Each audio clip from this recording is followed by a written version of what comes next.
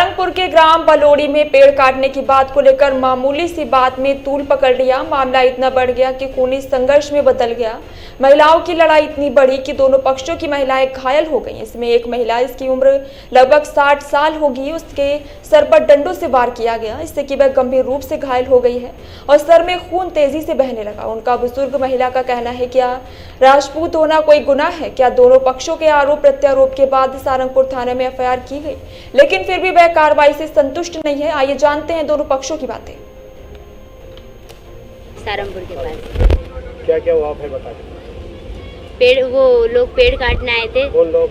वो पड़ोसी वाले लोग। आपने थाने में आवेदन दिया, नाम दिया होगा ना आपने? दिया था। क्या क्या नाम उनका?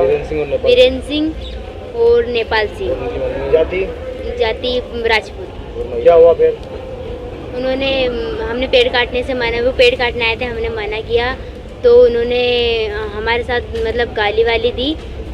हमने जब भी कुछ नहीं बोला, लेकिन उन्होंने घर में आके हमें घर से खींच के ले गए और मेरी दीदी को डंडे से मारा और मेरे को भी पकड़ के डंडे से मारा। फिर इसकी शिकायत कहीं की आपने?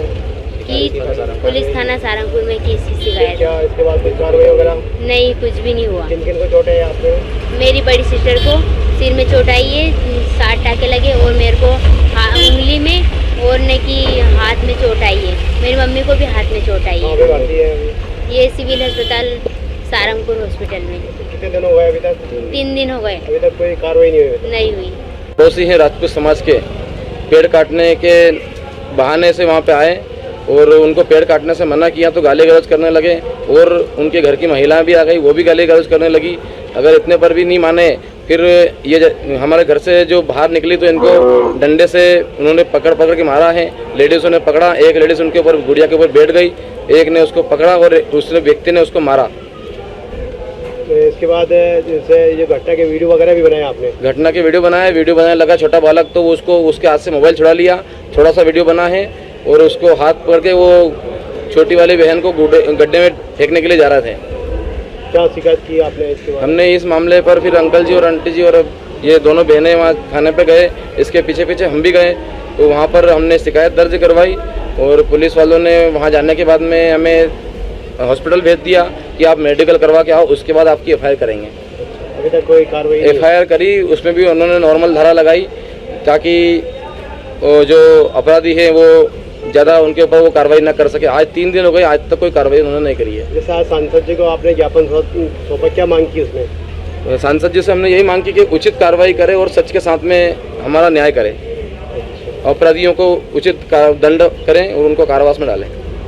अगर और भी कार्रवाई नहीं हुई तो जैसे मान लो आप जैसे मांग करें, कार्रवाई नहीं हुई तो क्या करेंगे आप? नहीं हुई तो हम आगे भी फिर एसपी साहब के साथ जाएंगे, कलेक्टर साहब के साथ भी जाएंगे और महिला बाल विकास में इनमें भी शिकायत करेंगे, महिला थाने में भी शिकायत करेंगे। मतलब कोई कार्रवाई नहीं हो रही? अभी तक कोई कार्रवाई नहीं हुई और सही से इलाज भी नहीं हो पा रहा। जो एडमिट है मरीज, बड़ी वाली गुड़िया है जो एडमिट है, उसका भी सही से इलाज नहीं हो रहा है। आज 3 दिन तक कोई जांच नहीं। सिविल अस्पताल सारंगपुर में, सरकारी अस्पताल में जी इलाज नहीं कर पा रहे? नहीं इलाज कर रहे हैं, 3 दिन से उसको टाँका है, आज तक कोई जाँच नहीं हुई है। पर जो आरोप लग रहा है लड़ाई झगड़े का, इसका पूरा मामला क्या है?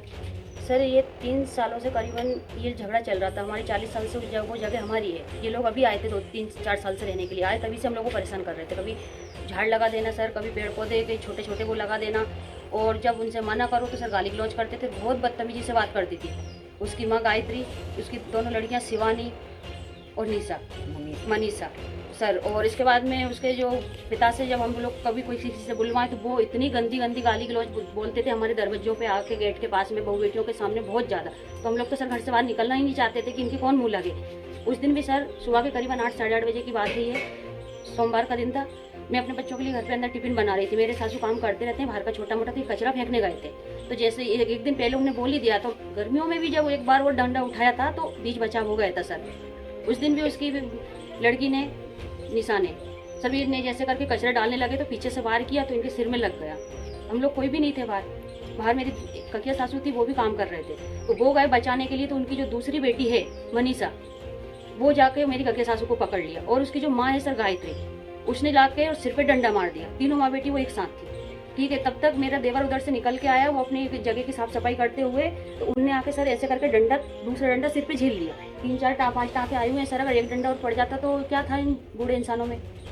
उनने जाके डंडा पकड़ा तो उसने डंडा नहीं छोड़ा सर, तो वहाँ तक वो छुड़ाते छुड़ाते हुए लेके गए। तब तक उनने एक हाथ से डंडा छीना और एक हाथ से उसका हाथ पकड़ा, ऐसे करके उसने डंडा पकड़ लिया। ठीक है, तो इसके बाद में सर उसने उस लड़की ने इतनी गाली गलौज दी मेरे देवर को और कहा कि मैं तुम्हें फंसा दूंगी।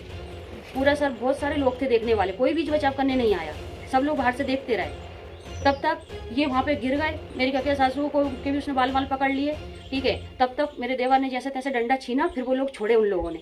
मेरा बच्चा है सर 6 साल, सर मेरा बच्चा है 6 साल का।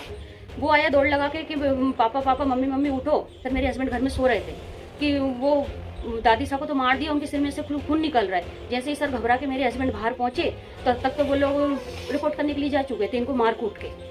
मेरे हस्बैंड तो सर घर में सो रहे थे, वो तो थे ही नहीं, लेकिन इसके बाद भी उनके ऊपर आरोप लगाया जा रहा है। आप लोगों के ऊपर जो दबंगाई का आरोप लगा है कि ये दबंगाई करते हैं, इसमें कितनी सच्चाई है? सर ये सरासर झूठ है। मेरे हस्बैंड अकेले भाई हैं जिनके 4 बहनें 4 बच्चे हैं। मेरे हस्बैड अकेले एकमात्र घर में कमाने वाले हैं। सर सोमवार के दिन से मेरे बच्चे स्कूल नहीं जा रहे हैं डर के मारे। उसके जो कुमार समाज के जो वो हैं भगवान सिंह, उनने गेट पे आके गाली गलौज दी और उनने ये कहा कि तुम्हारे हस्बैंड मेरे हस्बैंड सर दूध का धंधा करते हैं कि रात को जाएंगे भाई मार दूंगा, कटवा के फिगवा दूंगा। तुम्हारे बच्चे अब स्कूल से आएंगे तो बीच में तालाब पड़ता है, मैं उसमें मार के गड़वा दूंगा। तो सर मेरे बच्चे डर से हमारे स्कूल नहीं जा रहे, घर से बाहर नहीं निकल रहे। रही बात सर दबंगी की, मेरे हस्बैंड को किस बुनियाद पर दबंग बताया जा रहा है? क्या उनके खिलाफ आज से पहले का कोई वो है क्या पुलिस केस? आज से पहले कोई पुलिस केस है पुलिस स्टेशन में? धमकी दी जा रही है सर, मेरे गेट पे सामने से आके धमकियां दे रहे हैं सर, मेरे बच्चों को डरा रहे हैं। मेरे हस्बैंड के खिलाफ कोई पुलिस केस है आज से पहले का? दूसरा, मेरे घर में कोई ऐसा हथियार मिला जो दबंगी के तौर पे हो, या मेरे हस्बैंड के साथ बॉडीगार्ड घूम रहे हैं सर? किस बुनियाद पे उनको दबंग बताया जा रहा है? सिर्फ इसलिए दबंग बताया जा रहा है कि वो इतने सारे लोगों का अकेले पालन कर रहे हैं। सर क्या राजपूत होना, उच्च कास्ट होना गलत है? क्या कांग्रेस में होना गलत है? किसी का सपोर्ट करना, किसी गरीब आदमी का साथ देना गलत है? पूरे गांव बस्ती में आप पूछ लीजिए, आज तक किसी महिला से उन्होंने ये नहीं कहा कि आप कहाँ जा रहे हो।